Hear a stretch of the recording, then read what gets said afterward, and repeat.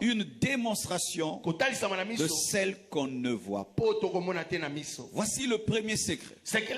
Tu dois toujours savoir que la foi a deux parties. Amen. Dis à ton voisin, la foi a deux parties. La foi a deux parties. Si tu ne maîtrises pas ça déjà, tu ne vivras pas le surnaturel. La foi est une ferme assurance des choses qu'on espère. Ça, c'est la dimension intérieure. Et elle est aussi la démonstration de celle qu'on ne voit pas, la dimension extérieure. Beaucoup de gens ont une foi en partie. C'est pourquoi ils ne vivent pas les miracles. Si tu vas acheter une pomme et au marché, on te donne la moitié d'une pomme, je suis sûr que tu ne vas pas l'acheter. Tu auras peur, n'est-ce pas? Parce qu'il te faut la totalité de la pomme. Des fois tu penses que tu as la foi, mais tu as la moitié de la pomme. C'est pourquoi vous allez remarquer que dans l'anglophonie il y a beaucoup de miracles et dans la francophonie il y a peu de miracles. La différence entre nous et les anglophones, c'est que eux opèrent dans la totalité de la foi dans les deux dimensions. Mais les francophones opèrent souvent dans la première dimension. Et je vous dis, et c'est ça notre problème. La foi est une ferme assurance des choses qu'on espère. Ça, c'est la dimension intérieure. Et déjà là, il y a un grand combat. Parce que cette dimension intérieure refuse le doute. Pas de doute. C'est-à-dire que quand tu demandes une chose, tu ne doutes même pas un peu qu'elle va arriver. Là, ce n'est même pas la dimension extérieure. Ce n'est que la dimension intérieure. Je te pose cette question. Certains ici, vous êtes en train de demander à Dieu le mariage cette année. Est-ce que quand tu pries pour le mariage cette année, tu te vois vraiment te marier cette année? Si tu ne te vois pas te marier cette année, ça ne va pas arriver parce que tu doutes. Tu pries, mais tu doutes. Une ferme assurance, ça veut dire que tu ne doutes pas que ce que tu demandes va arriver dedans. Parce que dans la dimension de la foi, on peut faire du théâtre. Tu peux parler. Je crois, je crois, je crois, je crois. Mais quand cela te réclame de démontrer, on se rend compte qu'à l'intérieur tu ne croyais pas. Alléluia. Amen. Alléluia. Amen. Si je dis, frère, tu crois que Dieu peut te protéger? Oui. Tu crois que Dieu peut te protéger? Oui. Ok, moi et toi on va aller en Haïti. On va faire une croisade là où les gens transforment les autres en zombies. Non, pasteur, je n'ai pas encore cette dimension. C'est votre dimension des pasteurs. Mais moi, je prie pour toi ici à la maison. Tu ne croyais pas depuis le début. Quelle est la stabilité de ta foi? Regardez même comment nous prions pour le Congo. Est-ce que nous croyons que le Congo va changer? La plupart d'entre nous ne croyons pas. Est-ce que tu vois le Congo devenir un jour l'Afrique du Sud? Est-ce que tu le crois? Mais tu pries pour le Congo. Mais est-ce que tu crois qu'un jour nos routes seront arrangées, que les embouteillages vont prendre fin, qu'il y a l'eau, l'électricité partout? Est-ce que tu le crois? Mais si tu ne le crois pas, pourquoi tu le demandes? Pourquoi vous demandez des choses que vous ne croyez pas? Vous perdez la salive et l'énergie.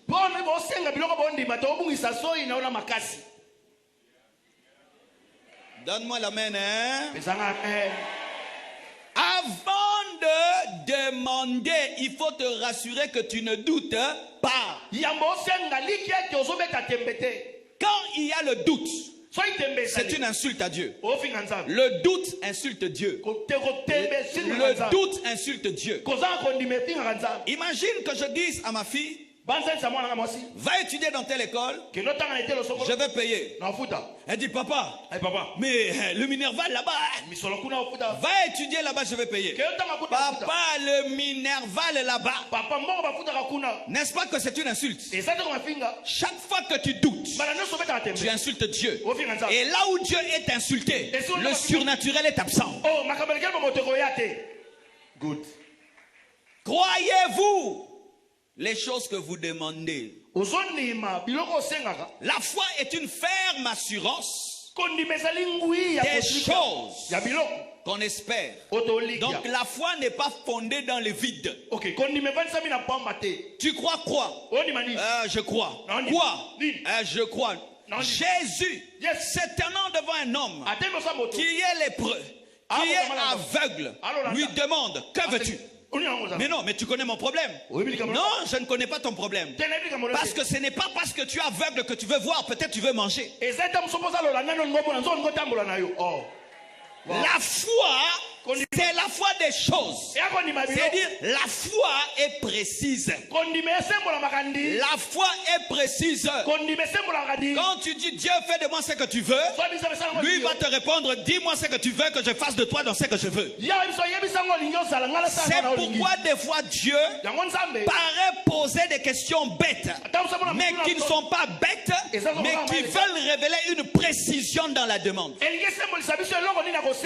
foi est une ferme assurance des choses qu'on espère. L'espérance est dans le futur. Alléluia. Amen. Les choses qu'on espère arriver. Donc une véritable foi n'est pas fixée que dans le présent, elle est fixée dans le futur. Les hommes de foi sont des futuristes. Les hommes de foi sont des rêveurs. Les hommes de foi voient une bicoque, mais dans la bicoque, ils voient un gratte-ciel. Les hommes de foi, dans un fou, ils voient un serviteur de Dieu. Les hommes de foi, dans la pauvreté, ils voient la richesse. Les hommes de foi, dans l'incrédulité, ils voient le réveil. Les hommes de foi, dans les ténèbres, ils voient la lumière. Pourquoi? Parce que la foi est une projection. Quand vous êtes ici, vous voyez quoi? Moi je vois un temple avec beaucoup d'étages. Mais toi tu vois ça. Moi je vois pas ça. Les hommes de foi sont toujours en avance par rapport à leur génération, parce que eux ne sont pas dans le présent, ils sont dans le futur et sont capables de percevoir sans être des prophètes ce que Dieu fera, parce qu'ils peuvent savoir ce que Dieu fera et l'amener dans le présent.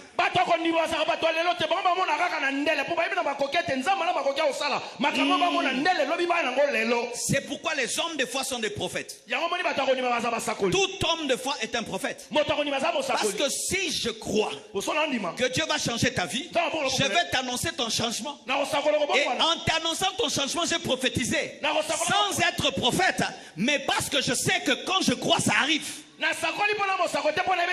Oh, Resaya Machayaya, que Dieu élève ta foi, que Dieu élève ta foi, que Dieu élève ta foi, que Dieu élève ta foi, que Dieu élève ta foi, que Dieu élève ta foi. Une ferme assurance des choses qu'on espère. Maintenant, une démonstration des choses qu'on ne voit pas. Là, c'est l'université de la foi. L'humanité de la foi, c'est la ferme assurance des choses qu'on espère. Et déjà là, il y a beaucoup qui échouent.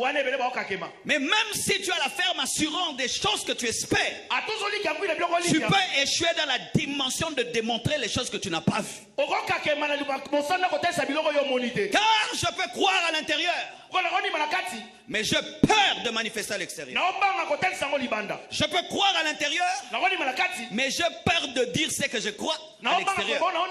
Je peux croire à l'intérieur, mais j'ai peur d'annoncer en avance les choses que je crois à l'intérieur. Mais pour qu'il y ait la totalité de la foi, il faut l'assurance et la démonstration.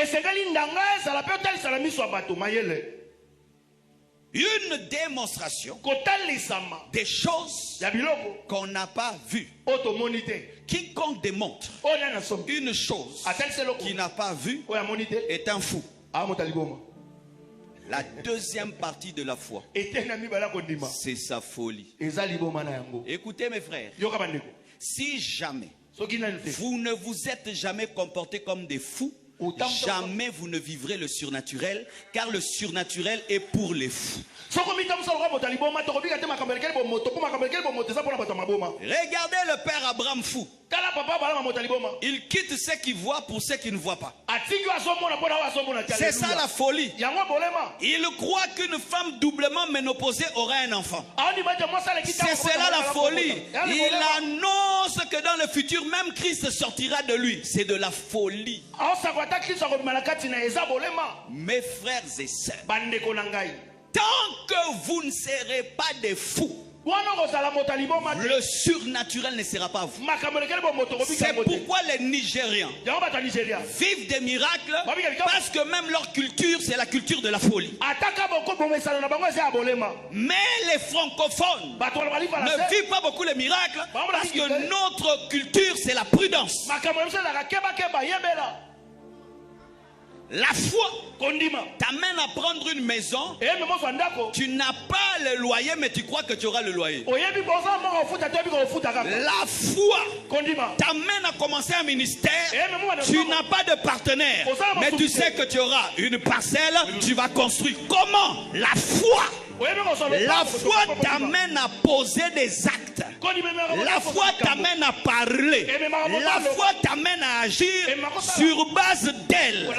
Et il faut que pendant un temps, on ne te comprenne pas. Parce qu'un fou, on ne le comprend pas. Quiconque dit qu'il a la foi et tu es compris, tu n'as pas la foi. Ok.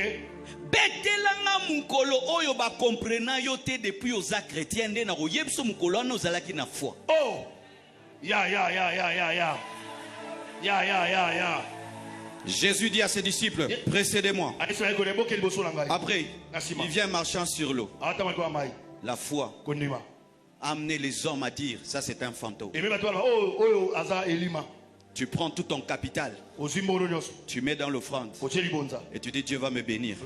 Ça c'est la folie. Depuis quand en donnant on devient riche? On devient riche en épargnant. Mais la foi te dit que donner va te rendre riche. Depuis quand quelqu'un qui n'a pas de médicament te touche, tu es guéri? Ce qui guérit, c'est les médicaments, c'est la nivaquine. Mais toi, tu crois que si quelqu'un te touche, tu as plus que la nivaquine. Ça, c'est la foi, c'est la folie.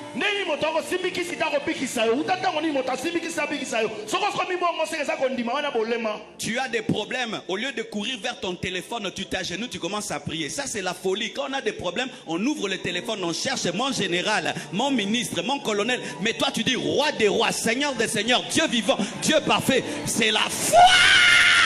Donne-moi un amen. Que Dieu fasse de toi un fou. Que Dieu fasse de toi un fou. Que Dieu fasse de toi un fou. Que Dieu fasse de toi un fou.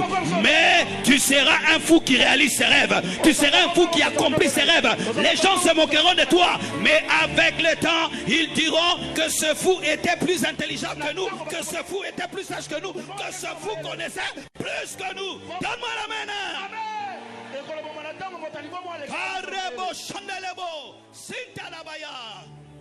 Francophone, nous sommes trop sérieux. C'est pourquoi Dieu n'agit pas dans nos vies. Nous calculons tout. Nous voulons tout comprendre. Nous voulons saisir. C'est pourquoi les versets bibliques souffrent de blessures intérieures dans nos vies.